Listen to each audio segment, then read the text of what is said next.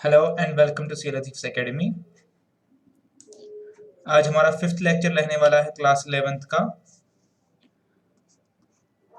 ये आज ही रिकॉर्ड होगा और आज ही आप लोगों के सामने अपलोड भी हो जाएगा। ओरिजिनली ये क्लास 8 बजे के लिए शेड्यूल था, बट आज मैं एक नए सॉफ्टवेयर पे मूव कर रहा हूँ। मैं पहले क्लासेस रिकॉर्ड जूम से करता था, अब हम जूम से शिफ्ट कर रहे हैं एक नए सॉफ्टवेयर की तरफ। तो उसकी इंस्टॉलेशन और उसकी R&D में थोड़ा सा टाइम लग गया। तो ये क्लास आज एक नए सॉफ्टवेयर से रिकॉर्ड हो रहा है। अगर ये ठीक रहा, अगर ये एक्सपेरिमेंट काम किया, तो आगे से हम इसी सॉफ्टवेयर से आगे की क्लासेस रिकॉर्ड करेंगे। ठीक है। तो आज हमें कौन से टॉपिक्स करने, मैंने यहाँ पे लिखा है topics from NCERT and other miscellaneous topics. क्या मतलब है कि मैंने आपको पहले भी कहा था कि जो हमारा बेसिक सिलेबस जहाँ से हम कवर करेंगे, हम जेके बोस की साइड से करेंगे। लेकिन उसके अलावा हम क्या करेंगे, जो टॉपिक्स लेफ्ट ओवर होंगे, यानी जो हमारे पास जेके बोस की बुक या सिलेबस में नहीं होंगे बट हमारे पास एनसीईआरटी में है, या मुझे अपनी विजडम से लगेगा कि ये ज़रूरी है क्लास 11th के लिए, तो मैं उन टॉपिक्स को अलग से आपके साथ कवर करूँगा। जो मैं आपको नोट्स दूंगा उसमें आपको ये टॉपिक्स मिल जाएंगे, बट ये टॉपिक्स आपको जेके बोस की बुक में नहीं मिलेंगे बिकॉज ये जेके बोस के करिकुलम में नहीं है, बट एनसीईआरटी में है और मैंने खुद से इनको इनकॉर्पोरेट किया है इसमें से एक टॉपिक को, क्योंकि मेरी अंडरस्टैंडिंग के हिसाब से ये टॉपिक्स मस्ट है। ठीक है। तो जो टॉपिक हमारे पास है जो एनसीईआरटी से है वो history of trade and commerce in Indian context. ठीक है, एक हमें ये पढ़ना है। दूसरा, एनसीईआरटी ने एक और टॉपिक चैप्टर 1 में इंक्लूड किया है, वो है factors while starting a new business. Because हम बिजनेस के बारे में पढ़ रहे हैं, बिजनेस स्टडीज पढ़ रहे हैं, तो एक नया बिजनेस स्टार्ट करते टाइम कौन कौन से फैक्टर्स को हमें माइंड में बेयर करना पड़ेगा, ये दूसरा टॉपिक है। और तीसरा जो है वो है इकोनॉमिक एक्टिविटीज। हमने पढ़ी है बिजनेस, प्रोफेशन, एम्प्लॉयमेंट, लेकिन उसके अलावा आज के टाइम में जो चेंजिंग सिनेरियो है विद यूज ऑफ टेक्नोलॉजी और जो नए नए कॉन्सेप्ट आ रहे हैं, कुछ एक इकोनॉमिक एक्टिविटीज है जो उनमें से किसी भी ग्रुप में फॉल नहीं करती, या हो सकता है रिमोटली वो फॉल करती हो बिजनेस, एम्प्लॉयमेंट या प्रोफेशन में, लेकिन उनका नेचर बिल्कुल अलग है। और इसलिए हमें पता होना चाहिए कि आज के टाइम में ऐसी इकोनॉमिक एक्टिविटीज भी होती है। ठीक है। तो कुल मिला के ये हमारा आज का जो एजेंडा है वो रहेगा। तो एक एक करके हम चीजों को समझेंगे। सबसे पहला हमारा टॉपिक है history of trade and commerce Indian context. ठीक है, अब इसको समझिए। हो सकता है कोई क्वेश्चन भी दिया जाए एग्जाम में कि आप इंडिया में जो history of trade and commerce है उसको लिख लीजिए से 1000 से लेकर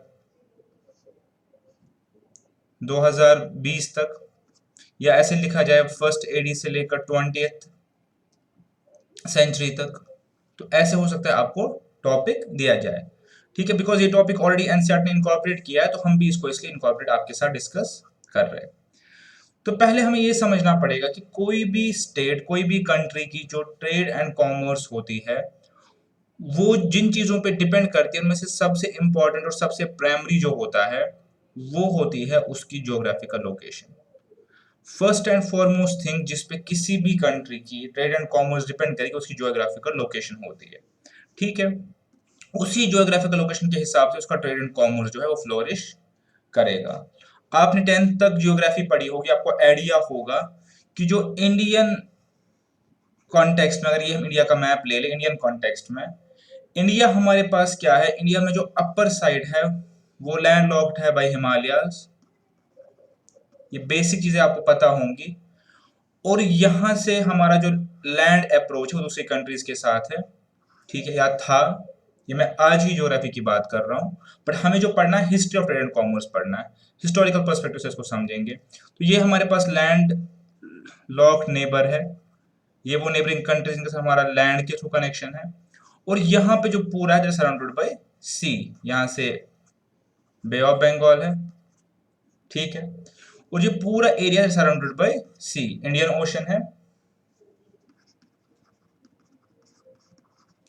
तो ये तीनों जो एरिया है यहाँ से, this side and this side, it is surrounded by water. ठीक है। और ये हमारा लैंड लॉक्ड पोर्शन है। तो जो भी हम हिस्ट्री पढ़ेंगे इंडियन ट्रेड एंड कॉमर्स की, उसमें ये ज्योग्राफी क्यों मैटर करती है, बिकॉज जो अर्लियर ट्रेड है वो इन्हीं दो रूट से हुआ। तो हमने क्या लिखा है कि अर्लियर जो ट्रेड है वो जो इसकी जो है सबसे हुआ, और एज पर ज्योग्राफी दो टाइप के रूट डेवलप हुए। ठीक है। एक जो मैंने ये वाला रूट बताए, ये आपने वर्ड भी सुना होगा, इसको हम बोलते हैं स्लिक रूट, बोलते थे, आज तो इतना प्रोमिनेंट नहीं है। तो जब पुराने टाइम की बात है, आपको पता है कि काफी सारे इन्वेजन्स हुए हैं, काफी सारे किंगडम्स इंडिया में रह चुके हैं। तो जो मोस्ट ऑफ द इन्वेजन जो लैंड लॉक्ड रूट के थ्रू हुए, वो सारा रूट जो है सेंट्रल एशिया से इस तरफ जो था वो हुआ, ठीक है। और उसके साथ ही जो भी ट्रेड एंड कॉमर्स फ्लोरिश हुआ वो इसी रूट के थ्रू हुआ। तो इस रूट को हम पहले कहते थे स्लिक रूट, ठीक है। ये वो लैंड रूट है जिसके जरिए initial trade and commerce India में डेवलप हुआ। दूसरा जो रूट था दूसरा जो रूट था वो हमारे पास कौन सा था? सी वाला रूट, ठीक है।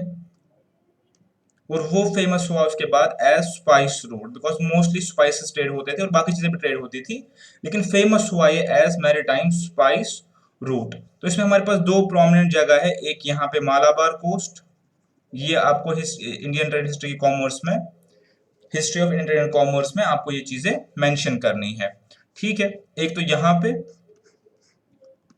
और एक इस एरिया में मोस्ट लाइकली, ठीक है। आपको बस लिखना है वहां पे थियरी, कोरोमंडल कोस्ट, इनको भी इसी नाम से बोलते हैं। तो जो सी के थ्रू हमारा ट्रेड जो इनिशियल पीरियड्स में हुआ वो यहां से और यहां से रहा, और लैंड के थ्रू हमारा स्लिक रूट से रहा, और इसके हमारा स्पाइस रूट से रहा, ठीक है। इसमें जो मेजर ट्रेड थी किन चीजों की होती थी? गोल्ड की, सिल्वर की, बीड्स की, पर्ल्स की, और बाकी सारी चीजें। स्पाइस तो ऊपर बोल ही दिया। इन सब चीजों की इनिशियल जमाने में ट्रेडिंग हुआ करती थी, ठीक है। ये हम बहुत पुरानी बात कर रहे हैं, हम बात कर रहे हैं बिफोर इंडिपेंडेंस, जो बिफोर इंडिपेंडेंस से भी जब इंडिया मुगल एरा के अंडर था या उससे पहले भी, हम उस पीरियड्स की बात कर रहे हैं, ठीक है। आपको एक ब्रॉड एक आइडिया जो है वो एग्जामिनेशन में लिखना, आपको पूरी डिटेल में नहीं लिखना कि किस साल में क्या हुआ था, ब्रॉडली आपको एक टाइमलाइन देनी कि कैसे कैसे फ्लोरिश हुआ था। तो इसमें जो फर्स्ट एंड फॉरमोस्ट चीज आप लिखेंगे वो लिखेंगे कि हमारे पास दो प्रोमिनेंट रूट थे, एक स्लिक रूट और एक स्पाइस मैरीटाइम स्पाइस रूट, ठीक है। ये लैंड का जो कनेक्शन था, और ये हमारे पास जो था, ये हमारे पास जो कनेक्शन था, ये हमारे पास है थ्रू वाटर बॉडीज, ठीक है। ये आप उसमें लिखेंगे। उसके बाद जब बिजनेस फ्लोरिश होता है तो बिजनेस के साथ साथ और बिजनेस के एसोसिएटेड चीजें भी वजूद में आती है। बिजनेस सिर्फ सेल एंड परचेज और ट्रेड का नाम नहीं होता, बिजनेस एक्टिविटीज को कंडक्ट करने के लिए और भी इंटरमीडियरी सर्विस हमने पढ़ा था वो जरूरत होती है। आज के जमाने में वो सारी डेवलप्ड है, रेगुलेटेड है, उस जमाने में वो अनरेगुलेटेड मार्केट में हुआ करती थी। तो जो सर्विसेज बाद में डेवलप हुई, सबसे पहली जो थी वो थी बैंकिंग, ठीक है। अब बैंकिंग जैसी आज हम बैंकिंग देख रहे हैं वैसी नहीं है। जैसे आज आप देखते हैं फॉर्मली आपके पास बैंक है, आपके पास आरबीआई का एक्ट है, बैंकिंग रेगुलेशन एक्ट है, ये तो आज की बात है। उस जमाने में बैंकिंग का मतलब क्या था? एक बैंकिंग इनफॉर्मल सेक्टर था, ठीक है, इनफॉर्मल सेक्टर था, ठीक है। बैंकिंग से पहले, अगर आप बैंकिंग से पहले देखिए, बैंकिंग से पहले क्या डेवलप हुआ होगा? बैंकिंग से पहले जो चीज डेवलप हुई वो थी मेटल एज करेंसी, ठीक है। मेटल एज करेंसी का क्या मतलब है कि आपको पता है सबसे पहले जब ट्रेड शुरू हुआ बिटवीन डिफरेंट कल्चर्स, तो सबसे पहले होता था बेस्ड ऑन बार्टर सिस्टम, बिल्कुल बेसिक है। सबसे पहले बार्टर था, यानी आप गुड्स के बदले गुड्स परचेज करते थे। फिर कॉन्सेप्ट आया करेंसी का कि आप कोई मीडियम या स्टैंडर्ड ऑफ एक्सचेंज रखेंगे। उसके बाद हम मूव किए टुवर्ड्स मेटल करेंसी, ठीक है। तो मेटल करेंसी के टाइम में क्या था कि जो मेटल से like gold coins, silver coins, जिन पे उस जमाने के बादशाह का मिंटेड फोटोग्राफ या कुछ ऐसा लगता था जिससे वो आइडेंटिफाई किया जाए कि फेक नहीं है, तो उसके बाद दौर आया मेटल करेंसी का, ठीक है। ओके, इसके बाद जो है डेवलपमेंट होती रही, उसके बाद हम आए इंडिजीनियस बैंकिंग सेक्टर, ठीक है। ये होता है हमारा इनफॉर्मल सेक्टर, ये आज के टाइम का बैंक नहीं है। इनफॉर्मल सेक्टर का मतलब क्या होता है कि उस पर्टिकुलर ट्रेड कम्युनिटी में कोई बहुत अमीर बंदा है, तो वो लोगों को पैसा देता था बिजनेस करने के लिए, ठीक है। इसमें एक्सप्लॉयटेशन के चांसेस भी थे, लेकिन उस जमाने में सिर्फ यही एक सोर्स था, तो यही रिकॉग्नाइज सेक्टर उस जमाने में था कि इनफॉर्मली, जिसको हम सेठ भी बोलते थे उस जमाने में, कि जिसके पास पैसा है उसके पास आप जाओ, उससे आप ये करेंसी जो है उधार पे ले लो, ठीक है। उसके बाद अपना बिजनेस करो और उसको इंटरेस्ट या ब्याज के अगेंस्ट उसको वापस दे दो। तो हर बिजनेस कम्युनिटी में बड़े बड़े लोग होते थे जो लोगों को कर्जा देते थे। ऑल दो कुछ इंस्टेंस ऑफ एक्सप्लॉयटेशन भी उसमें पॉसिबल थे, लेकिन उस जमाने में यही एक सोर्स था जिसके जरिए लोगों को क्रेडिट या क्रेडिट फैसिलिटी मिलती थी। तो जो करेंसी के बाद जो नेक्स्ट चीज डेवलप हुई वही इंडिजीनियस बैंकिंग सिस्टम डेवलप होगी। ठीक है, अभी आप आगे पढ़ेंगे, दो कॉन्सेप्ट्स है आज के जमाने में, उसको बोलते हैं बिल्स ऑफ एक्सचेंज, ये आपको अकाउंटेंसी में डिटेल में पढ़ना है, और एक को बोलते हैं प्रोमिसरी नोट। ठीक है, ये दो कॉन्सेप्ट्स आप अकाउंटेंसी में पढ़ेंगे डिटेल में, आपके पास एक चैप्टर भी होगा बिल्स ऑफ एक्सचेंज पे, एक पूरा चैप्टर होगा इसकी अकाउंटिंग कैसे करते हैं। अगर मैं सिंपली आपको समझाऊं बिल ऑफ एक्सचेंज क्या होता था, ये सब इसी जमाने में डेवलप होती गई, लेकिन उस जमाने में इनके नाम जो थे, उस जमाने में इनका नाम था ह्यूंडी और चिट्टी, ये उनके उस जमाने में इंडियन वर्जन के जो नाम थे। और आज के टाइम में इनको हम बिल ऑफ एक्सचेंज और प्रोमिसरी नोट बोलते हैं। ये क्या होता था, हम पढ़ रहे कि कैसे बिजनेस धीरे धीरे फ्लोरिश हुआ इंडिया में। तो हमने क्या सीखा, पहले करेंसी डेवलप हुई, करेंसी के बाद आपका बैंकिंग डेवलप हुआ, इनफॉर्मल बैंकिंग की बात अभी हम कर रहे हैं, फॉर्मल बैंक्स की नहीं, इनफॉर्मल बैंक आप दिमाग में ले लीजिए, लाला सेठ इस टाइप का कॉन्सेप्ट दिमाग में ले लीजिए। इसके बाद एक और फैसिलिटी बोलते हैं क्रेडिट। क्रेडिट का मतलब क्या होता है, जब बैंक आया तो क्रेडिट भी आया, यानी पहले जमाने में आपने बार्टर में एक प्रोडक्ट दिया एक प्रोडक्ट लिया, ठीक है। कैश सिस्टम में आपने कोई प्रोडक्ट दिया आपने कैश लिया, ठीक है। क्रेडिट सिस्टम में जिसको हम उधार सिस्टम बोलते हैं, इसमें क्या होता था, इसमें चलती थी उस जमाने में, उसको हुंडी बोलते थे, ठीक है, या बिल ऑफ एक्सचेंज।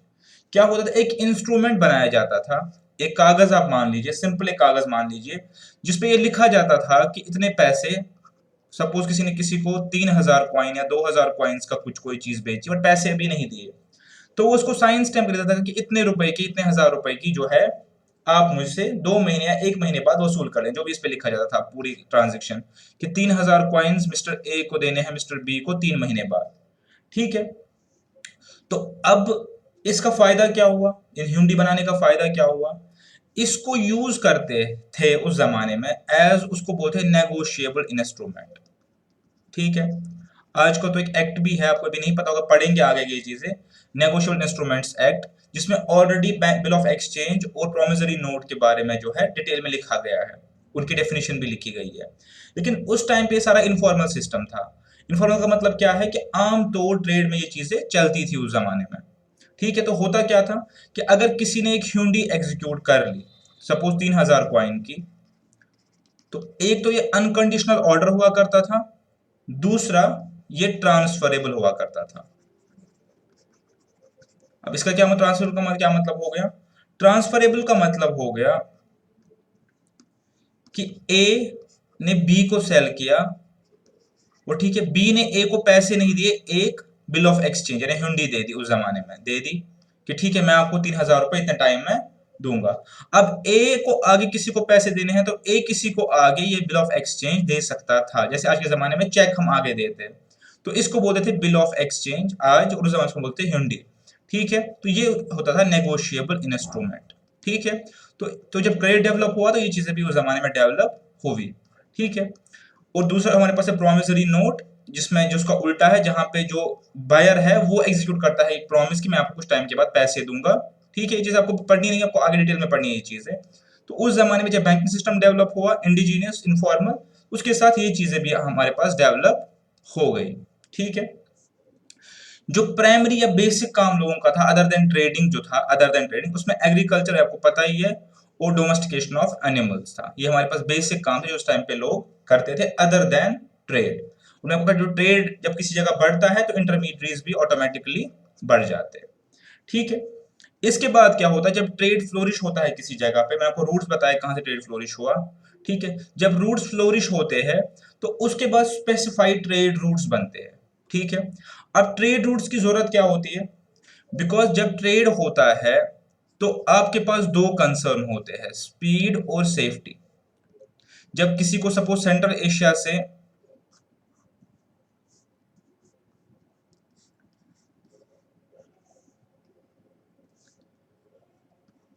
देखिए, जब किसी को सपोज यही एग्जांपल लेते हैं, किसी को सेंट्रल एशिया से आना है इधर ट्रेड करने, तो अब इसको पता है कि मुझे अपने साथ महंगी महंगी चीजें लानी है या ले जानी है, वापस पैसे ले जाने हैं। तो इसके लिए क्या हुआ, स्पेसिफाइड ट्रेड रूट्स डेवलप होने लगे, जिनके दो पर्पज रहे, एक तो सेफ्टी कि सारे लोग वहीं से ट्रेड करेंगे, और दूसरा जो है स्पीड कि वहां से ट्रांसपोर्टेशन क्विक हो जाएगी। ठीक है, पुराने जमाने की बात है। तो क्या हो गया, धीरे धीरे trade route, specified trade route जो है वो डेवलप होने लगे। ठीक है, क्योंकि हमारा ट्रेड फ्लोरिश कर रहा था, ट्रेड रूट्स भी हमारे फ्लोरिश कर गए उस जमाने में धीरे धीरे। ठीक है, तो मैंने आपको बताया। इसके अलावा हमारे पास सी रूट्स डेवलप हुए, मालाबार एंड कोरमंडल, मैं बताइए आपको as a sea routes develop हुए। ठीक है, इसके बाद क्या होता गया, जब ये चीजें होती गई कि हमारे पास बैंकिंग सिस्टम आ गया, हमारे पास क्रेडिट सिस्टम आ गया, हमारे पास ट्रेड रूट्स डेवलप हो गए, सी रूट्स भी डेवलप हो गए, तो इसके बाद जो है कुछ और नई नई चीजें जो डेवलप होने लगी। For example trading communities emerge होने लगी। ठीक है, जैसे किसी पर्टिकुलर एरिया में किसी एक पर्टिकुलर चीज का ट्रेड हो रहा था, तो वहां पे वहां की जो ट्रेडिंग कम्युनिटी है, पहले इंडिविजुअल ट्रेडर थे, उन्होंने अपने आप को एज अ ग्रुप एक ट्रेड कम्युनिटीज फॉर्म की अपने ट्रेड इंटरेस्ट की प्रोटेक्शन के लिए, जैसे आज के जमाने में भी होता है, फॉर्मली ये चीजें होती है। ठीक है, तो उसमें से कुछ कम्युनिटीज फेमस हो गई, जैसे पंजाबीज, मुल्तानीज, महाजन्स, नागर सेट्स।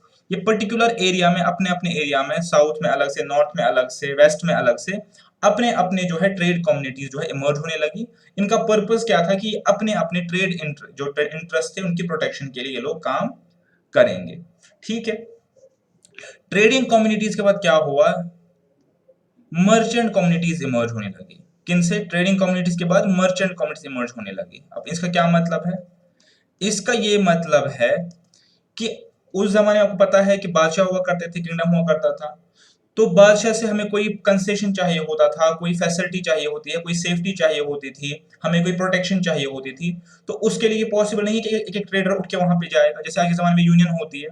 तो उस जमाने में भी मर्चेंट कम्युनिटीज डेवलप हुई, जिनका काम ये था कि वो डील करे बिजनेस मैटर्स को किसके साथ, रूलर के साथ, या उस जमाने में किंग के साथ, या जो भी किंग का डेजिग्नेटेड बंदा हो जो उस पर्टिकुलर डिपार्टमेंट को देख रहा हो, उसके साथ डीलिंग करने के लिए मर्चेंट कम्युनिटीज जो है वो धीरे धीरे धीरे डेवलप होने लगी। वो टोल का इशू देखते थे कि कोई पर्टिकुलर जो प्रोडक्ट आ रहा है हमारे पास एक कोस्ट पे, तो वो क्या करते थे, इसका कुछ पैसा एज कमीशन लेते थे, और इसके बदले वो बादशाह से या रूलर से इनकी इंटरेस्ट की बात करते हैं। आज के टाइम में आप बोले एज अ यूनियन फीस। ठीक है, जब मर्चेंट कम्युनिटीज भी डेवलप होने लगी, तो उसके बाद हम पूरा एक हिस्ट्री पढ़ रहे हैं धीरे धीरे कि हम ट्रेड एंड कॉमर्स में इंडिया में कैसे फ्लोरिश हुए। उसके बाद क्या हुआ, मेजर ट्रेड सेंटर्स एस्टेब्लिश होने लगे। जब ये सारी चीजें इमर्ज हुई, तो कोई पर्टिकुलर प्लेसेस जहां पे उस चीज की डिमांड थी या प्रोडक्शन थी, तो वो as a major trade cities या ट्रेड सेंटर्स बनने लगे। वही आज के टाइम में भी है कि कोई पर्टिकुलर प्रोडक्ट का कोई एक ट्रेड सेंटर बन जाता है जहां पे उस चीज का ज्यादा खरीदारी, लेनदारी, देनदारी हो। ठीक है, तो उसमें कुछ ट्रेड सेंटर्स हमारे पास मैंने लिख दिए यहाँ पे, पाटलिपुत्र, पेशावर, टैक्सिला, मथुरा, सूरत, बिकॉज ये प्रे इंडिपेंडेंस की बात है, तो तब कंबाइंड सब कॉन्टिनेंट हुआ करता था। तो उस टाइम पे ये हमारे पास जो मेजर ट्रेड सेंटर्स है जो इमर्ज उस टाइम पे हो गए। ठीक है, यहां तक हम आ गए। तो उसके बाद ये सिनेरियो हमारा रहा कहां तक,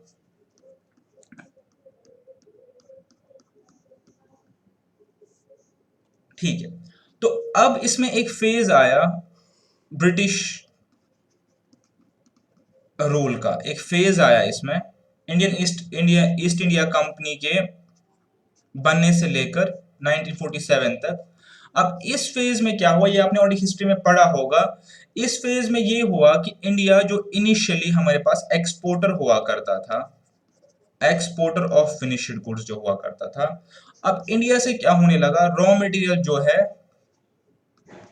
वो एक्सपोर्ट होके जाने लगा उन कंट्रीज में जो यहाँ पे रूल कर रहे थे, वहां पे उसको कन्वर्ट करते फिनिश्ड गुड्स में, और उसके बाद वापस इसको री इम्पोर्ट करते थे। तो ग्रेजुअली ड्यूरिंग ब्रिटिश एरा क्या हो गया, इंडिया जो है उसकी position from exporter to importer बन गई। ठीक है, या मैंने आपको पहले दिन भी बताया है कि हर कोई कंट्री अपने एक्सपोर्ट्स को बढ़ाना चाहती है, इम्पोर्ट्स को कम करना चाहती है। पर ड्यूरिंग ब्रिटिश रूल क्या हुआ, इंडिया जो है वो एक्सपोर्टर से इम्पोर्टर बनता गया, बिकॉज यहाँ से रॉ मटेरियल जो है वो ले जाया गया और वहां से फिनिश्ड गुड्स बना के एज अ मार्केट जो है इंडिया को यूज किया गया, as a consumer market India को यूज किया गया। ये चीज हमने ऑलरेडी पढ़ी हुई है। उसके बाद हिस्टोरिकली, पोलिटिकली, फिर आपको इंडिपेंडेंस मूवमेंट वगैरह सब कुछ पढ़ा होगा 10th में। तो उसके बाद 47 में क्या होगा, फिर इंडिया को इंडिपेंडेंस मिल गई। ठीक है, अब पोस्ट इंडिपेंडेंस इंडिया का क्या क्या सिस्टम रहा, सबसे पहले पोस्ट इंडिपेंडेंस क्या हुआ कि हमने ये चीज देखा कि जो ब्रिटिश रूल था उसमें क्या हुआ था, इंडिया की पोजीशन जो थी वो मार्केट में फ्रॉम एक्सपोर्टर टू इंपोर्टर बन गई थी। तो इसका मतलब यहाँ गुड्स प्रोड्यूस नहीं होते थे, ठीक है, प्रोडक्शन लिमिटेड थी और कंजम्पशन यहाँ पे, मार्केट यहाँ पे बड़ा था, because over the period of British rule यही सब हुआ था।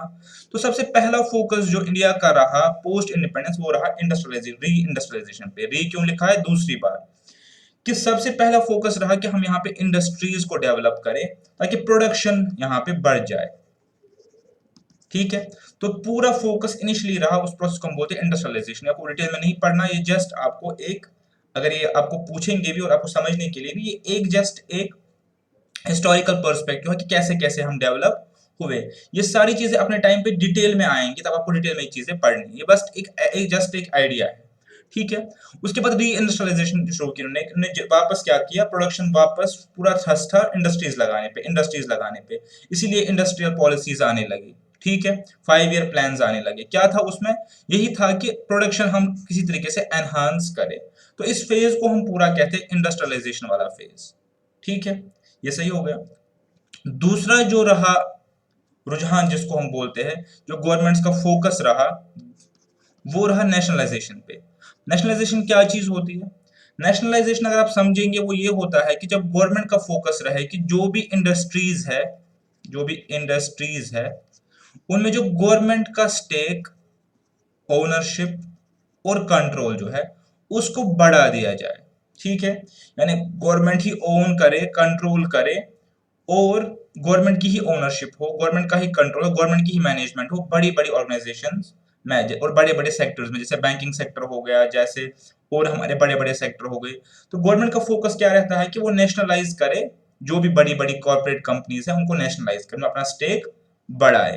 तो ये पहले पहले फोकस काफी टाइम तक जो है फोकस कंट्री का रहा। तो पोस्ट इंडिपेंडेंस जो जो मेजर दो चीजें थी, पोस्ट इंडिपेंडेंस जो मेजर दो चीजें आप देख सकते हैं, उसमें एक था हमारे पास इंडस्ट्रियलाइजेशन, री इंडस्ट्रियलाइजेशन, यानी इंडस्ट्रीज पे फोकस करना, प्रोडक्शन बढ़ाना, और दूसरा जो रहा हमारे पास वो रहा नेशनलाइजेशन, ठीक है। ये जो भी रिसोर्सेज है, जो भी कंपनीज है, जो भी कॉर्पोरेट बड़े बड़े, उनमें गवर्नमेंट अपनी ओनरशिप, अपना कंट्रोल और अपना स्टेक जो है वो बढ़ाए, ठीक है। ये पूरा जो प्रोसेस है ये रहा 1991 तक। 91 में फिर इंडियन पॉलिसी फिर से चेंज हो गई, ये हम पोस्ट इंडिपेंडेंस एरा की बात कर रहे हैं।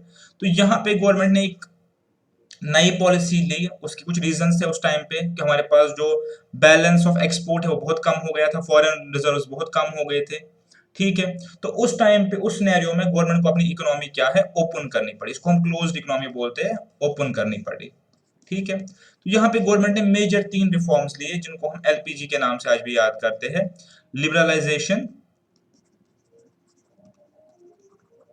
प्राइवेटाइजेशन और ग्लोबलाइजेशन, ठीक है। ये तीनों वर्ड्स आप सुनेंगे बार बार और शायद सुने भी होंगे। तो क्या चेंज आया गवर्नमेंट के एटीट्यूड में, यहाँ पे गवर्नमेंट ने 3 चीजें की कि वो सेक्टर्स, जिन सेक्टर्स में प्राइवेट प्लेयर्स को अलाउड नहीं था काम करना, उनको वहां पे वो अलाउ किया गया, लाइक डिफेंस, एविएशन, बहुत सारी चीजें जहां पे प्राइवेट प्लेयर्स को अलाउ किया गया कि वो सेक्टर्स में आए जो सेक्टर्स में पहले वो काम नहीं कर सकते थे। प्राइवेटाइजेशन में क्या हुआ कि गवर्नमेंट के पास जो कुछ स्टेक्स थे उन्होंने वो स्टेक सेल किए, अपनी ओनरशिप कम कर दी, अपना कंट्रोल जो है वो ट्रांसफर किया टू प्राइवेट प्लेयर्स, ठीक है। और ग्लोबलाइजेशन का मतलब क्या हो गया कि जो फॉरेन कंपनीज या मल्टीनेशनल कंपनीज है उनको परमिट किया इंडिया में काम करने के लिए, या उनमें जो सीलिंग थी, जो इन्वेस्टमेंट की सीलिंग थी उसको बढ़ा दिया। तो बेसिकली जो इकोनॉमी अभी तक क्लोज थी, जो अभी तक दो ही चीजों पे फोकस करती, इंडस्ट्री डालने पे और नेशनलाइजेशन पे, उसको अब ओपन किया through for global market and private players, ठीक है। तो ये तीनों चीजें फेज्ड मैनर में हुई और ये 91 के बाद ये पॉलिसी गवर्नमेंट की चेंज हो गई। तो कुल मिला के उसके बाद हम आज के सिनेरियो में अभी जो आपके सामने है वो तो चल ही रहा है, ठीक है। तो कुल मिला के प्री इंडिपेंडेंस और पोस्ट इंडिपेंडेंस में आप ये सब चीजें जो है अपने पास इस पर्टिकुलर कॉन्टेक्स्ट में याद रख सकते हैं। बाकी इसमें आपको डिटेल में ईयर वाइज जाने की जरूरत नहीं है, ये जस्ट एक ब्रॉड टाइमलाइन है कि क्या हुआ था। ठीक है, तो इसको एक बार कंक्लूड करते हैं ब्रॉड टाइमलाइन को।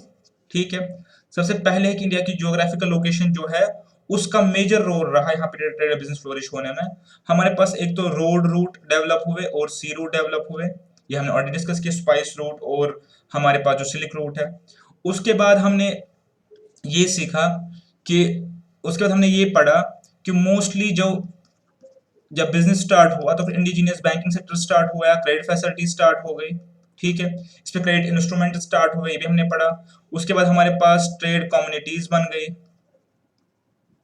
ठीक है, इसके बाद हमारे पास ट्रेड कम्युनिटीज बन गई धीरे धीरे, ये जो अभी तक हमने पढ़ा उसको एक टाइमलाइन में हम पढ़ रहे हैं, ट्रेड कम्युनिटीज बन गई। उसके बाद हमारे पास जो है मर्चेंट कम्युनिटीज बन गई। ठीक है, इसके बीच में एक करेंसी का भी सिस्टम है, करेंसी, मेटल करेंसी। ठीक है, यहां तक हो गया, मर्चेंट कम्युनिटीज हो गई। उसके बाद क्या है, मेजर ट्रेड सेंटर्स एस्टेब्लिश हो गए। ठीक है, तो ये मेजर मेजर हमारे पास एक ग्रेजुअल जो है जो history of trade independence India की है, उसका ट्रेड सेंटर्स एस्टेब्लिश हुआ, मैंने आपके सामने लिख दिए। उसके बाद ये एक फेज आया ब्रिटिश रूल का, जिसमें क्या हो गया, इंडिया फ्रॉम एक्सपोर्टर से इंपोर्टर बन गया, बिकॉज रॉ मटेरियल बाहर जा रहा था और वो वापस आ रहा था as finished goods for Indian market. उसके बाद पोस्ट इंडिपेंडेंस क्या हुआ, इंडिया की जो पॉलिसी रही वो रही दो ही, इंडस्ट्रियलाइजेशन और नेशनलाइजेशन की। उसके बाद 91 में जो इंडिया ने स्टेप्स लिए वो लिए लिबरलाइजेशन, प्राइवेटाइजेशन और ग्लोबलाइजेशन के टूवर्ड्स। ठीक है, तो ये कुल मिला के एक टोटल जो है history of trade and commerce है इंडिया में। इसमें से कुछ चीजें आप आगे जाके और डिटेल में पढ़ेंगे और समझेंगे। ठीक है, तो ये एक पार्ट था जो एनसीईआरटी ने कवर किया था, जो आपकी जेके बोस में नहीं था। ठीक है, लिबरलाइजेशन, प्राइवेटाइजेशन और ग्लोबलाइजेशन को हम इकट्ठे बोलते हैं इकोनॉमिक रिफॉर्म्स ऑफ 91। ठीक है, चलिए एक और टॉपिक जो एनसीईआरटी की बुक में है और जो बहुत ही सिंपल सा टॉपिक है वो है what are the factors which one should keep in mind while starting a new business. ठीक है, हम लोगों ने अभी तक बिजनेस के बारे में पढ़ा कि बिजनेस क्या होता है, बिजनेस स्टडीज के बारे में हमने बेसिक्स पढ़े, बिजनेस के क्या फीचर्स होते हैं ये हमने अभी तक ऑलरेडी पढ़े। ठीक है, हमने बिजनेस रिस्क के बारे में पढ़ा और भी चीजें हम लोगों ने पढ़ी। अब बेस्ड अपॉन वो सारी नॉलेज एक जो पार्ट एनसीईआरटी ने कवर किया है वो ये पूछ रहे हैं कि एक नया बिजनेस स्टार्ट करते टाइम क्या फैक्टर्स एक बिजनेसमैन को माइंड में रखने चाहिए। ठीक है, तो हम उन चीजों को एक बार समझते हैं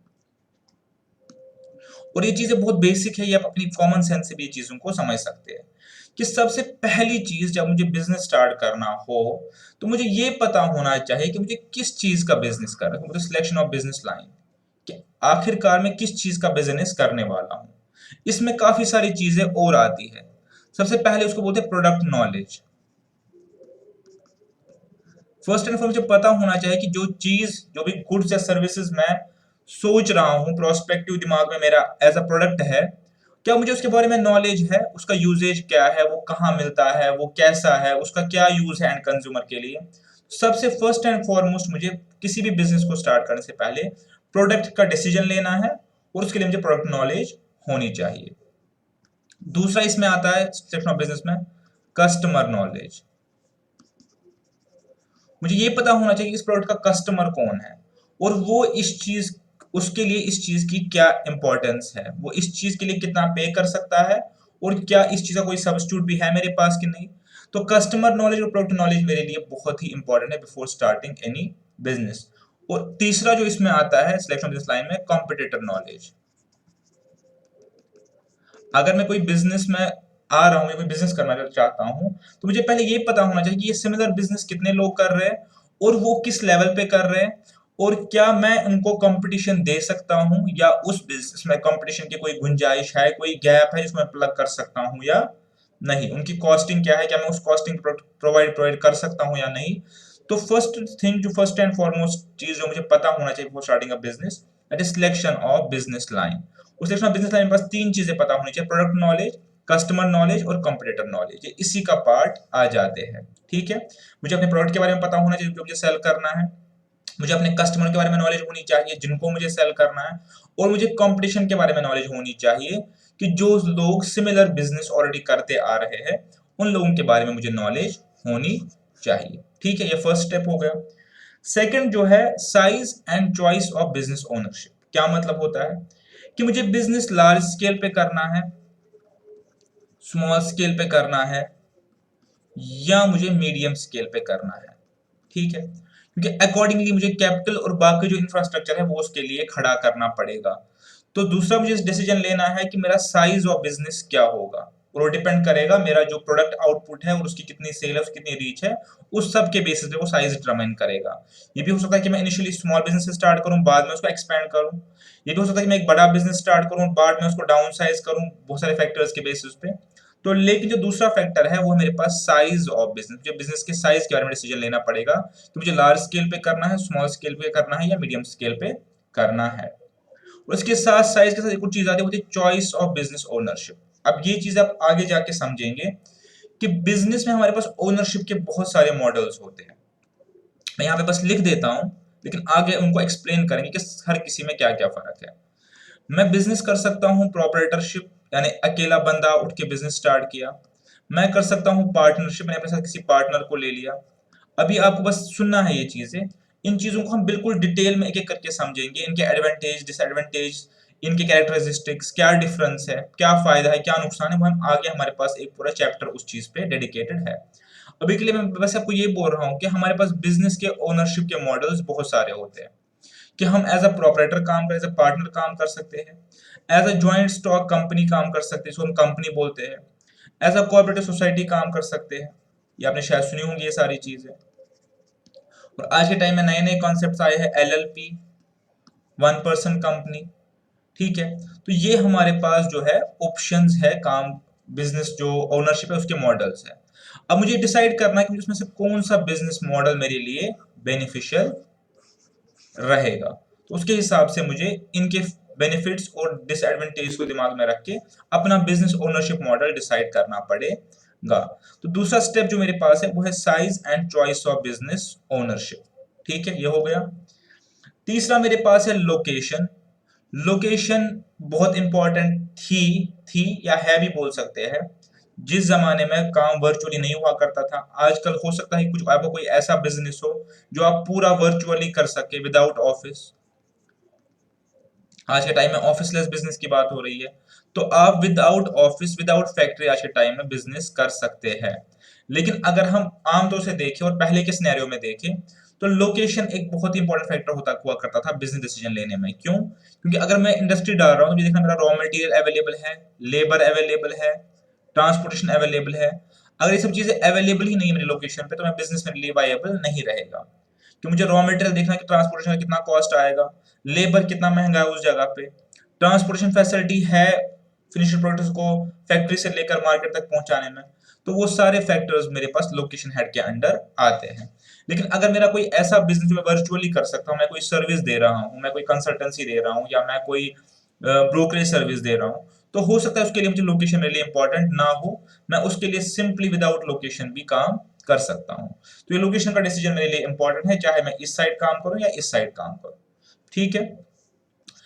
फोर्थ फैक्टर जो मुझे माइंड में बियर करना है while starting a business is financing option. इसका क्या मतलब है, ये भी आगे डिटेल में आ जाएगा। इसका मतलब ये है कि आपको ये पता है कि कोई बिजनेस स्टार्ट करने के लिए कैपिटल चाहिए। ठीक है, कैपिटल चाहिए। अब कैपिटल मेरे पास रेज करने के बहुत सारे ऑप्शंस होते हैं। एक होता है ओन कैपिटल, अगर मेरे पास पैसा पड़ा है मैं उसको यूज कर सकता हूँ एज कैपिटल। अगर मेरे पास पैसा पड़ा है, उसका मुझे अपॉर्चुनिटी कॉस्ट या कॉस्ट ऑफ कैपिटल लेना पड़ेगा, मुझे वो चाहिए सबसे पहले। ठीक है, अगर मेरे पास ओन कैपिटल नहीं है तो मैं बोरो कर सकता हूँ। ठीक है, प्राइवेट प्लेयर से या बैंक से। ठीक है, तो ये मेरे पास ऑप्शन है, या मैं डेट रेज कर सकता हूँ मार्केट से। ठीक है, अब पता है कैपिटल जो मेरे पास है, हर कैपिटल की एक कॉस्ट होती है, उसको हम बोलते हैं कॉस्ट ऑफ कैपिटल। यानी कैपिटल फ्री में नहीं आती। अगर मैं अपना कैपिटल बिजनेस में लगाऊं उसकी भी एक कॉस्ट है, उसको हम बोलते हैं अपॉर्चुनिटी कॉस्ट। यानी ये पैसा अगर मैं बिजनेस में ना लगा कहीं और लगाता तो ये मुझे कुछ कमा के देता। ठीक है, तो ये हमारे पास अपॉर्चुनिटी कॉस्ट बन जाता है। देखिए इसको थोड़ा सा और समझेंगे कि बिजनेस के लिए मुझे कैपिटल चाहिए, दैट आई नो। अब ये कैपिटल कहाँ से मैं रेज करूं, ये डिसीजन मुझे लेना पड़ेगा बिफोर स्टार्टिंग अ बिजनेस। क्यों लेना पड़ेगा? कि हर कैपिटल की एक कॉस्ट होती है। अगर मैं ओन कैपिटल की बात करूं, समझने के लिए मैं ओन कैपिटल की बात करूं, इसकी कॉस्ट क्या होती है कि अगर मेरे पास 10 लाख रुपए आज की डेट में पड़े हैं और मैं बिजनेस में लगाने की सोच रहा हूं, इसका नेक्स्ट बेस्ट यूज क्या है मेरे लिए कि मैं इसको बिजनेस में ना लगा के इसकी एफडी करूं फॉर एग्जाम्पल। और इसकी मैं एफडी कर रहा हूं तो मुझे ये ऑलरेडी 5% कमा के दे रहा है। इसका मतलब इसकी कॉस्ट मेरे पास 5% है इस कैपिटल की। ठीक है। अगर मैं डेट रेज कर रहा हूं तो डेट की मेरे पास कॉस्ट क्या होगी, जितना मुझे इंटरेस्ट इसको देना पड़ेगा जिससे मैं उधार पे ये कैपिटल ले रहा हूं। अगर मैं बैंक से बोरो कर रहा हूं तो बैंक का जो इंटरेस्ट रेट होगा वो उसका कॉस्ट होगा। अगर मैं इक्विटी या ओनरशिप, या आगे समझेंगे आप, मैं अपने बिजनेस में और ओनर्स को इंक्लूड कर रहा हूं कैपिटल रेज करने के लिए। ठीक है। तो जितनी उन इक्विटी ओनर्स की एक्सपेक्टेशन होगी इस बिजनेस से, ये इस कैपिटल की कॉस्ट कहलाएगी। तो पॉइंट क्या है कुल मिला के? पॉइंट कुल मिला के ये है कि बिजनेस के लिए मुझे कैपिटल चाहिए और कैपिटल रेज करने के लिए मेरे पास बहुत सारे सोर्सेस है। ठीक है। तो मुझे ये डिसीजन पहले लेना पड़ेगा कि मेरे लिए कौन सा सोर्स जो है वो वायबल बैठेगा। बिफोर स्टार्टिंग द बिजनेस मुझे वो सारे फैक्टर्स को एनालाइज करना है कि मुझे कितना फाइनेंस चाहिए, मैं कहां से ये फाइनेंस लूं, और उसका कॉस्ट मेरे पास क्या रहेगा। ठीक है। तो एक्चुअली हर स्ट्रक्चर के अपने फायदे और नुकसान हैं। अगर मैं ज्यादा डेट लूंगा, बेसिकली अगर मैं ज्यादा ज्यादा डेट लूंगा तो हो सकता है मेरा बिजनेस डेट ट्रैप में फंस जाए। डेट ट्रैप का मतलब क्या होता है कि मेरा इंटरेस्ट बर्डन इतना हो जाए कि मैं उसको बिजनेस से फाइनेंस ना कर सकूं। अगर मैं कंप्लीट इक्विटी ले रहा हूं, कंप्लीट इक्विटी, तो मेरा जो एक्सपेक्टेशन है इक्विटी होल्डर्स के, ओनर्स की, वो बहुत ज्यादा बढ़ जाएगी। हो सकता है कल मैं उनको मीट ना करूं, या इतना पैसा इक्विटी पे जुटाना बहुत डिफिकल्ट है। तो इसीलिए मुझे ये सारे ट्रेड ऑफ्स करने पड़ेंगे बिफोर स्टार्टिंग अ बिजनेस। पूरा एक प्रॉपर फिजिबिलिटी, फाइनेंशियल फिजिबिलिटी बना के मुझे वो पूरे फैक्टर्स को एनालाइज करना पड़ेगा कि मेरे लिए कौन सा फैक्टर जो है वो फीजेबल रहेगा। ठीक है, हो गया ये भी। एक और स्टेप है फिजिकल इंफ्रास्ट्रक्चर। कोई भी बिजनेस करने के लिए आपको पता है कि एटलीस्ट मिनिमम से मिनिमम एक इंफ्रास्ट्रक्चर चाहिए। एक फैक्ट्री, एक गोडाउन, एक ऑफिस, कुछ चाहिए जो मेरे पास मिनिमम उस बिजनेस के लिए रिक्वायर्ड है। अगर कोई इंडस्ट्रियल बिजनेस है तो फैक्ट्री चाहिए। अगर कोई इंडस्ट्रियल बिजनेस है तो फैक्ट्री चाहिए, फैक्ट्री के लिए मशीनरी चाहिए। अगर तो इंडस्ट्रियल बिजनेस नहीं है, कंसल्टेंसी का बिजनेस है, ठीक है, तो उसके लिए मुझे एटलीस्ट ऑफिस चाहिए, वर्चुअली कोई लैपटॉप चाहिए, कोई सिस्टम चाहिए। तो उस बिजनेस के लिए जो भी फिजिकल इंफ्रास्ट्रक्चर की रिक्वायरमेंट है वो उसकी मुझे अवेलेबिलिटी देखनी पड़ेगी। ठीक है, वो मुझे अवेलेबल होना चाहिए, तभी मैं किसी बिजनेस को स्टार्ट कर पाऊंगा। एक और पार्ट आता है टैक्स प्लानिंग। अलग अलग बिजनेसेस के अलग अलग टैक्स रेट होते हैं। ठीक है, ये चीजें भी आप समझेंगे आगे आगे। तो टैक्स में हमें कुछ रिबेट्स और कंसेशंस मिलते हैं। एक प्रोपराइटर का अलग टैक्स रेट है, एक फर्म का अलग टैक्स रेट है, एक कंपनी का अलग टैक्स रेट है। उसके बाद विद इन कंपनी भी अगर दो कंपनियां हैं तो दोनों कंपनी अपने फाइनेंस को ऐसे अरेंज करते हैं कि उनका टैक्स बर्डन कम हो जाए, इसको हम टैक्स प्लानिंग बोलते हैं। अपने फाइनेंसेस को इस तरीके से अरेंज करते हैं कि टैक्स रेट उनका कम हो जाए, या वो ऐसी चीजें लेते हैं जिन पर टैक्स कंसेशन है। वो ज्यादा मशीनरी लेते हैं ताकि उनको डेप्रिसिएशन का ज्यादा खर्चा मिल जाए। तो इस सिनेरियो में क्या होता है कि आपको बिजनेस स्टार्ट करने से पहले ये पूरा देखना पड़ेगा कि मेरे लिए कौन सा टैक्स स्ट्रक्चर सही रहेगा, या मुझे कौन से बेनिफिट्स या कंसेशंस मिल सकते हैं ताकि मेरा टैक्स इम्प्लीकेशन जो है वो कम हो जाए। ठीक है, तो टैक्स प्लानिंग एक इंपॉर्टेंट फैक्टर रहता है बिफोर स्टार्टिंग अ बिजनेस। ठीक है। और लास्टली ये सारी चीजें करने के बाद भी मैंने इसको लास्ट पे रखा है, वो इकोनॉमिक फीजिबिलिटी। अगर मैं ये सारी चीजें कर लूं, मैंने बिजनेस भी सिलेक्ट कर लिया, ओनरशिप भी डिसाइड कर ली, लोकेशन भी मेरी हो गई, पैसा भी मेरे पास आ गया, इंफ्रास्ट्रक्चर भी खड़ा कर लिया और टैक्स की प्लानिंग भी कर ली फॉर एग्जाम्पल, लेकिन उसके बाद भी मेरा बिजनेस प्रॉफिट जनरेशन की सिचुएशन में नहीं है, तो इस बिजनेस का कोई फायदा ही नहीं है। मुझे सबसे पहले इकोनॉमिक फिजिबिलिटी का क्या मतलब है, मैं इसकी प्रोजेक्ट रिपोर्ट बनाऊंगा। ऑल्दो ये बेस्ड ऑन एस्टिमेशन ही होती है, जरूरी नहीं है कि मेरी प्रोजेक्ट रिपोर्ट हमेशा 100% सही हो, लेकिन based on estimation, based on judgement, based on जो मेरे डिसीजंस है, मेरी कुछ एस्टिमेशंस है मार्केट को लेके, मेरी कुछ एस्टिमेशंस है डिमांड को लेके, मेरी एस्टिमेशंस है कॉस्ट को लेके, एस्टिमेशंस है प्राइस को लेके। तो अगर वो एस्टिमेट को मैं लेके चलूं तो क्या मेरा बिजनेस रेवेन्यू जनरेट कर रहा है या नहीं कर रहा, तो वो फिजिबिलिटी रिपोर्ट मुझे पहले चेक करनी पड़ेगी। जब मैं इनको चेक कर लूंगा उसके बाद ही मैं किसी बिजनेस को स्टार्ट करने की पोजीशन में हूँगा। तो ये सारे फैक्टर्स मुझे बिफोर स्टार्टिंग अ बिजनेस अपने माइंड में बियर करने हैं, उनको मुझे थॉट देनी है, उसके बाद ही मुझे कोई नया बिजनेस स्टार्ट करना है। ठीक है, पॉइंट टेकन। अब एक लास्ट टॉपिक है जो हमारे पास ना तो एनसीईआरटी में है ना जेके पोस्ट में है, लेकिन ये आपके साथ डिस्कस करना है आज के टाइम का, जरूरी चीजें है। वो हो सकता है आपने ये चीजें सुनी हो, कहीं देखी हो, तो ऐसा ना हो कि आप बिल्कुल ब्लैंक हो, आपको पता नहीं हो ये क्या होता है। हमने पढ़ा था इकोनॉमिक एक्टिविटीज, हमने पढ़ा था बिजनेस, प्रोफेशन और एम्प्लॉयमेंट। ठीक है, तो ये हमारा ट्रेडिशनल पुराना जो कॉन्सेप्ट है कि तीन मेरे पास क्रक्स कोर एक्टिविटीज है, एम्प्लॉयमेंट, प्रोफेशन या बिजनेस। लेकिन विद न्यू इमर्जिंग ट्रेंड्स हमारे पास नए नए तरीके इमर्ज हो रहे हैं, नए नए काम इमर्ज हो रहे हैं, जो हो सकता है कि उन तीन कॉन्सेप्ट्स में से कहीं पे भी फॉल नहीं हो रहे हो, या कहीं ना कहीं फॉल हो रही के मिडवे हो रहे हो। ठीक है, जैसे मेरे पास एक फ्रीलांसिंग है, फ्रीलांसिंग एम्प्लॉयमेंट और प्रोफेशन के बीच में फॉल हो रहा है, ये ना इधर है ना इधर है। ठीक है, इस तरह मेरे पास ज्वाइंट वेंचर है, ज्वाइंट वेंचर अगर आप ध्यान से देखें तो ज्वाइंट वेंचर मेरे पास प्रोफेशन और बिजनेस के बीच में फॉल हो रहा है। तो हमें पढ़ेंगे ये सारी चीजें, तो हमारे पास नए नए कॉन्सेप्ट जो है वो इमर्ज हो रहे हैं दिन ब दिन, जो बेसिकली ना एम्प्लॉयमेंट का पार्ट है, ना बिजनेस का है, ना प्रोफेशन का है। तो लेकिन हमें इनको समझने की जरूरत है, हमें इनको एनालाइज करने की जरूरत है, बिकॉज आज के टाइम में हम इन चीजों को बार बार देखते हैं। ठीक है, तो इसको इसको नाम रखा है न्यू इकोनॉमिक एक्टिविटीज। ठीक है, ये आप इसको बोलते हैं इमर्जिंग ट्रेंड्स।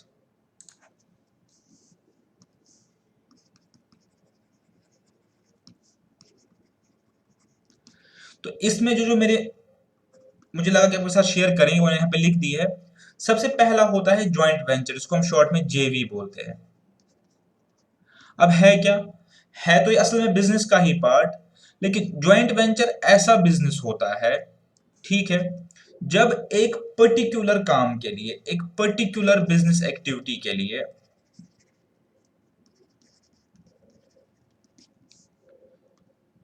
दो बिजनेस या तीन बिजनेस या चार बिजनेस इकट्ठे आके बस एक कोई पर्टिकुलर बिजनेस वेंचर को अंडरटेक करे, इनकी एसोसिएशन उसी बिजनेस के लिए रहती है। फॉर एग्जाम्पल, आपको एग्जाम्पल देता हूं,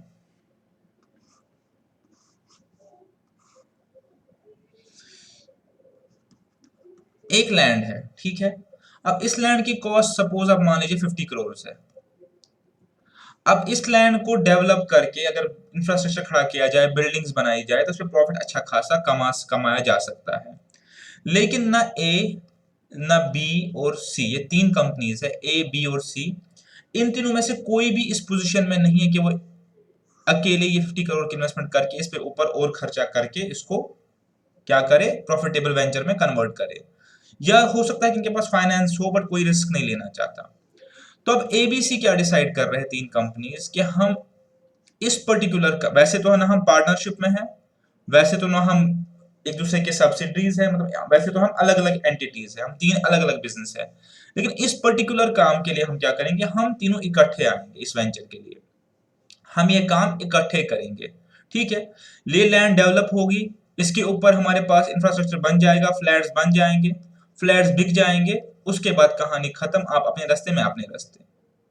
ठीक है, हमने क्या पढ़ा था बिजनेस में कि बिजनेस वही होता है जो कंटिन्यूएशन में हो, यहाँ पे तो कंटिन्यूटी नहीं है, तो एक वेंचर इकट्ठे आ रहे हैं, लेकिन ये एक नई इकोनॉमिक एक्टिविटी आज के टाइम में इमर्ज हो रही है, इसको हम बोलते हैं ज्वाइंट वेंचर, जहां पे सिर्फ एक स्पेसिफाइड प्रोजेक्ट के लिए, उस स्पेसिफिक टाइम के लिए दो या तीन या चार बिजनेस एक कोलैबोरेशन टाइप का करते हैं, वो आपका काम हो गया और बाद में सब हर कोई अपने रास्ते। तो इसमें क्या होगा कि ये 50 करोड़ में सपोज ये 20 करोड़, सपोज ये 20 करोड़, सपोज ये 10 करोड़ डालेगा, ठीक है, उसके बाद जो डेवलपमेंटल कॉस्ट है ये 10 डालेगा, 10 डालेगा, 20 डालेगा, उसके बाद सेल से जो भी पैसा आएगा वो तीनों आपस में डिवाइड कर लेंगे।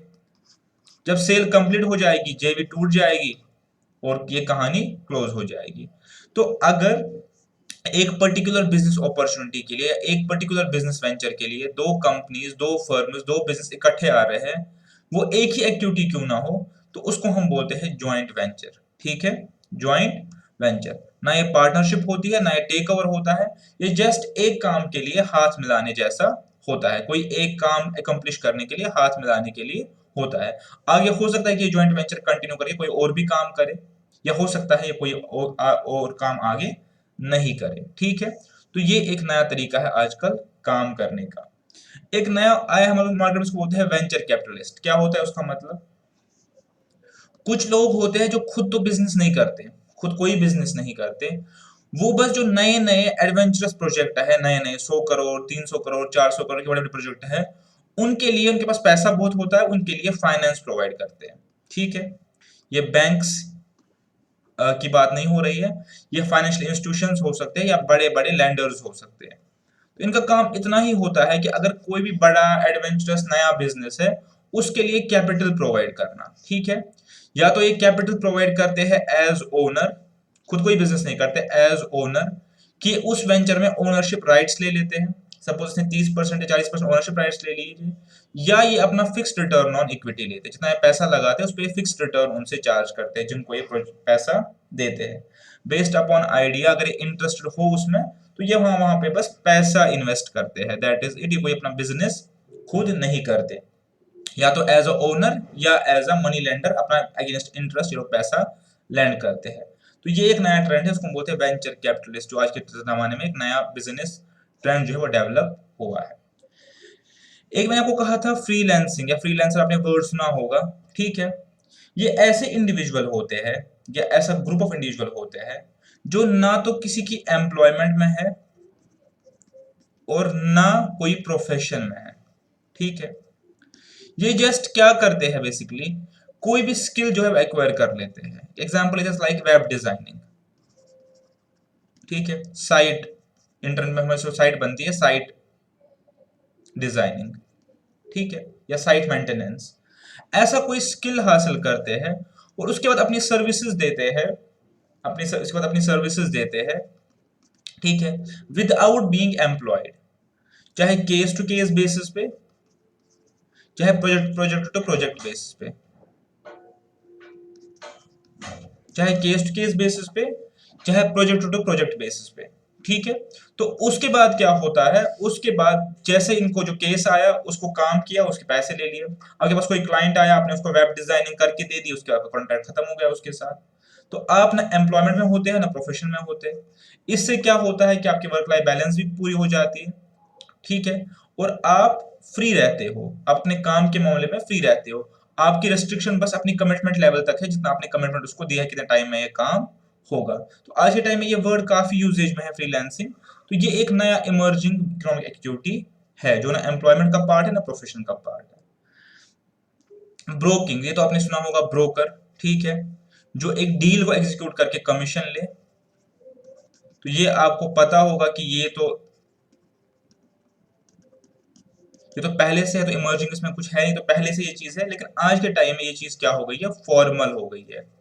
बिल्कुल फॉर्मली ब्रोकरेज फर्म्स है, ब्रोकरेज कंपनीज है, जो आपकी डील को एग्जीक्यूट करके उसके उसमें से अपना कमीशन जो है वो चार्ज करेंगी। खुद वो कोई काम नहीं करेंगी, वो बस दो इंटेंडिंग पार्टीज को मिला के बीच में अपना कमीशन चार्ज करेंगे। ठीक है, तो ब्रोकिंग आजकल एक नया इमर्जिंग एक्टिविटी है और इसमें अब बिल्कुल एक फॉर्मल वे में अब ये हो रहा है। ठीक है, एक नया कॉन्सेप्ट आया है फैक्टरिंग का। ठीक है, फैक्टरिंग, ये मैंने थोड़ा सा टच किया था एग्जाम में, फैक्टरिंग क्या होता है, इसको और थोड़ा सा यहाँ पे एक्सप्लेन करते हैं। सपोज ए को बी से पैसे लेने हैं। ठीक है, ए को लेने हैं बी से पैसे से 10,000 रुपए। अब इसको पता है कि बी से पैसा लेना कोई आसान काम तो नहीं है, इसके पास 10 बार जाना है, उसमें कॉस्ट लगेगा, उसके बाद ये पैसा देने में आनाकानी करेगा, उसमें मेरी एनर्जी लगेगी, एफर्ट लगेगी। तो ये क्या करता है, इसके इसमें यहाँ पे एक इंटरमीडियरी होता है, इसको बोलते हैं फैक्टर। अब फैक्टर क्या होता है, फैक्टर बेसिकली बोलता है इस ए को कि आप जो अपना डेटर है, आप जो अपना डेटर बेसिकली है, उसको रहने दो, अगर मैं आपके बदले इससे पैसे लूं, ठीक है, तो आप मुझे उस रिकवरी का कुछ कमीशन दे देना, 2% या 1%, क्योंकि आपका भी खर्चा होगा ये पैसे रिकवर करने में। ठीक है, 10,000 छोटी अमाउंट लग रही है, लेकिन एक्चुअली फैक्टरिंग होती है बहुत बड़े बड़े डेटर्स की होती है, करोड़, 10 करोड़, 20 करोड़। उसके में क्या होता है, एक फैक्टर आ जाता है। फैक्टर क्या करता है, ये रिकवरी एजेंट का काम करता है। ठीक है, रिकवरी एजेंट का काम करता है कि ये इस बी से पैसे लेके इस ए को दे देता है। इसके अगेंस्ट ए जो है इसको कुछ कमीशन अपना देता है, 1%, 2%, फैक्टरिंग के भी टाइप्स है, तो अभी वो नहीं पढ़ने, 1%, 2%। तो इसको क्या होता है, ए को ये टेंशन अब नहीं रहती कि मुझे अपना पैसा कैसे रिकवर करना है, वो काम इसका फैक्टर कर देता है। ठीक है, तो ये एक नया इमर्जिंग बिजनेस है जो आजकल लोग कर रहे हैं मार्केट में। आप देखेंगे फैक्टर, इसको फैक्टरिंग बोलते हैं, उस बंदे को फैक्टर बोलते हैं।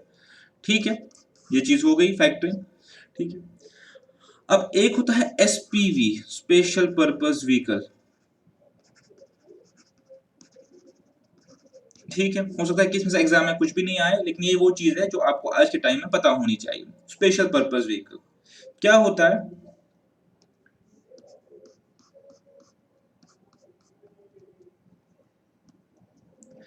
कभी कभी अगर एक बिजनेस को कोई नया प्रोजेक्ट मिल जाता है जिसमें रिस्क ज्यादा हो, या इसके लिए नया बिजनेस हो, इसको एक्सपर्टीज नहीं हो इसमें, इसके लिए नया बिजनेस हो, तो ये क्या करती है, अपनी कोर कंपनी से ये काम नहीं करवाती। ये इस नए काम को, इस स्पेशल काम को करने के लिए एक फ्रेश कंपनी या एक फ्रेश बिजनेस फ्लोट करती है। ठीक है, जिसको ये ट्रांसफर कर देती है उस नए प्रोजेक्ट के पूरे इंटरेस्ट और नए प्रोजेक्ट के पूरे जो है रिस्क, उसको ट्रांसफर कर देती है। तो क्या होता है इसमें, कंपनी इसको बोलती है आप अपना पैसा बाहर से इन्वेस्ट करो, आप अपना नया से इन्वेस्ट करो, यानी जो एग्जिस्टिंग कंपनी है उसके साथ आप, हम उसको रिस्क में नहीं डाल सकते एक नए प्रोजेक्ट के लिए। तो इस स्पेशल पर्पस के लिए जो नई कंपनीज फ्लोट होती है, बोलते हैं स्पेशल पर्पस व्हीकल्स। ठीक है, ये इसी पर्पस के लिए कंपनी फ्लोट होती है। ठीक है, एक बैंक्स का भी बताता हूँ, बैंक भी कैसे एसपीवी के धीरे धीरे काम करती है। बैंक्स का आपको पता है कि बैंक्स का मेन काम होता है लोन देना। अगर उनके बोरोवर डिफॉल्ट करेंगे तो उस लोन को हम बोलते हैं एनपीए। ठीक है, ये बैंक के लिए नुकसान होता है कि अगर उसका कोई बोरोवर जो है वो डिफॉल्ट करे, क्योंकि बैंक का मेन इनकम कहाँ से आनी है, जो उसका पैसा दिया उसका इंटरेस्ट से आनी है।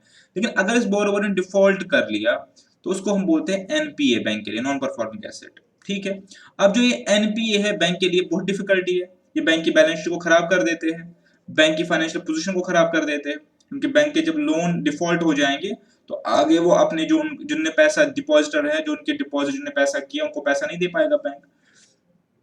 तो बैंक क्या करता है, जो ये नई नई कंपनीज एसपीवीज होती है, इनको बैंक अपने एनपीए जो है वो सेल कर देता है।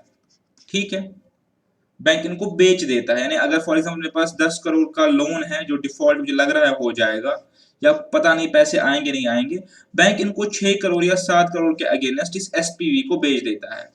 अब ये एसपीवी आगे उन एनपीए से रिकवरी करेगी।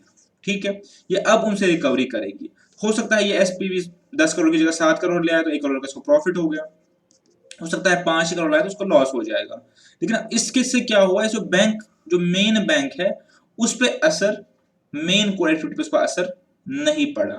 तो ये एक एग्जांपल है एसपीवीज की, जहां पे बैंक्स या बिजनेसेस क्या करते हैं, एक नए प्रोजेक्ट के लिए एक फ्रेश कंपनी को फ्लोट करती है या एक फ्रेश कंपनी को प्रोजेक्ट सेल कर देती है, ताकि उसके मेन बिजनेस पे जो है नए प्रोजेक्ट्स का असर या रिस्क ना पड़े। ये सब और भी बहुत सारी नई चीजें हैं जो आजकल मार्केट में इकोनॉमिक एक्टिविटीज के नाम पे हो रही है। ठीक है, तो ये सब आपको पता होना चाहिए, बिकॉज हो सकता है आप टर्मिनोलॉजी सुने और बीइंग अ कॉमर्स स्टूडेंट ऐसा ना हो आप बिल्कुल ब्लैंक साउंड करें। आपको ये सब नई नई ट्रेंड्स के बारे में बेसिक आइडिया एटलीस्ट होना चाहिए। ठीक है, तो आज की जो पूरी डिस्कशन थी वो कंप्लीट हो गई। इसमें से सिलेबस का पार्ट इसमें से मोस्टली ये तो बिल्कुल नहीं है। तो जो पहली दो चीजें हैं हो सकता है कि उन पे क्वेश्चन पूछा जाए या क्वेश्चन ना भी पूछा जाए, लेकिन as a part of NCERT curriculum हमने उसको ऑलरेडी कवर कर लिया। एक तो history of trade and commerce in India और factors for starting a new business, ये आपका एंटरप्रेन्योरशिप में भी काम आ जाएगा। ठीक है, विद दिस डिस्कशन मैं आपको ये बता रहा हूं कि अब हमारा चैप्टर नंबर 1 में बस दो चीजें रह रही है। ठीक है, चैप्टर नंबर 1 में एक तो है हमारा प्रॉफिट और ऑब्जेक्टिव्स ऑफ बिजनेस। ठीक है, हाँ अभी तक बिजनेस के कैरेक्टरिस्टिक्स पढ़े थे ना, बिजनेस का नेचर कैसा होता है। अब हमें बिजनेस का ऑब्जेक्टिव पढ़ना है। ऑब्जेक्टिव का मतलब क्या होता है, एंड रिजल्ट, जो बिजनेस रिजल्ट्स अचीव करना चाहता है।